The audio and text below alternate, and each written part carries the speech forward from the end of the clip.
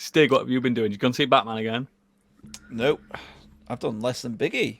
No way. Yep. Been bloody decorating and building furniture, haven't I? So Talk haven't us much through had it. time to do anything. But I've done something which is media related, so we can talk about this. A new album I've listened to. No way.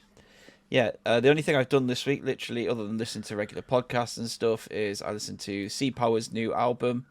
It's Oh, they got a called new album out. Everything. Yeah, it's called Everything Was Forever. Is this formerly British Sea Power? Yeah, the former British Sea Power. Yeah. I've been listening to that this week, and it's really good. I think it's probably up there with some of their best work. It is. It's just got that typical Sea Power sound to it. If you've listened to them before, not their albums are kind of a mixture of different sounds. They're an indie rock band, so but the songs just mix. They kind of mix between upbeat songs to really melancholic ones. I really love those ones and things like that. There is a song on there called it's called, I can't remember what the song's called, but it actually uses the music from Whirling in Rags from Disco Elysium. Oh. So they've taken that music that they've done for Disco Elysium and put lyrics to it. Oh, So I that's was sat there nice. listening to the album, and this song starts. And weirdly enough, when the song starts, it actually sounds like a Michael Jackson song to start with. I was like, "Oh, this is... don't you ever come around here?" That one. Would it happen to be Fire Escape in the Sea? yes." And you know what? I will just stick in a quick clip of this for We're everyone gonna to get have a listen sued. to. There. Oh. Just like the beginning. Yeah. I just felt at the beginning, I was like, oh, that sounds very different, and then it kicked into this, and that made me smile even more. It was. I see what you say about the Michael Jackson thing. It went the Billie beat, Jean isn't for a it? second there, didn't it? Yeah, Yeah, the Billy, beat yeah. at the beginning. Yeah, and because every time I hear the music from that game, I just Turn it off before we get sued. it just washes over me. I get goosebumps. I smile. I love that game. I love the music and everything. Did you So look the at your fact- Switch after listening to it thinking, I could play this? Oh, I wish I was sat in work listening to it. So, Shame. yeah, I just kind of really like that fact that they've obviously taken that song. I don't know whether that song was around before they did the Disco Elysium soundtrack, or whether they thought, actually, this is a really good tune. I think it was written for Disco Elysium. It's because most of the songs on the Disco Elysium soundtrack were Sea Power songs. Yeah. But they did. I think there was about 5 or 6 that they wrote especially for it.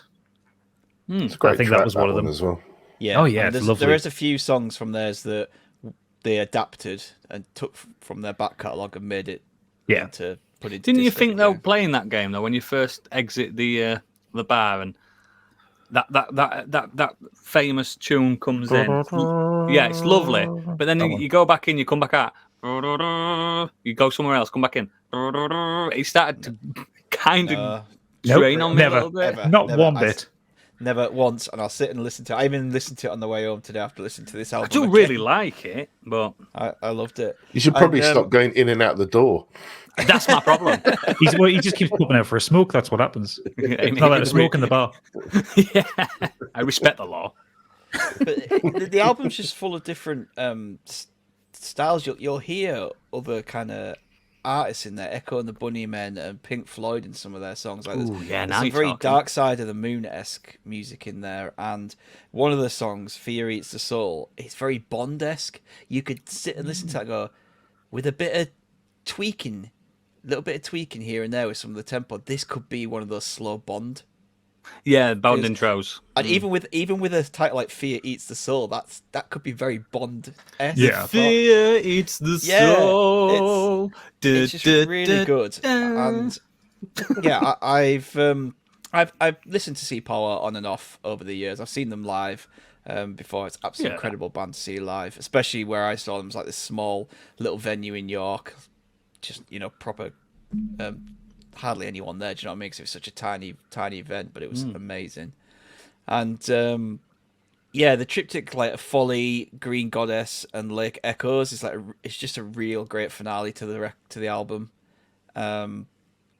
It just kind of brings the album to a close so well, and there's like all this harmonies, like the woman in the band like singing in the background and stuff. It's just really beautiful, and I love Scott Wilkinson's vocals.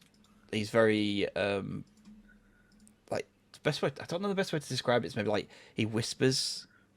Yeah, he doesn't bellow, sings. does he? He's subtle. There's a subtlety to his voice. It's really nice. Yeah, there's a wonderful etherealness to the band. I think his voice suits it perfectly.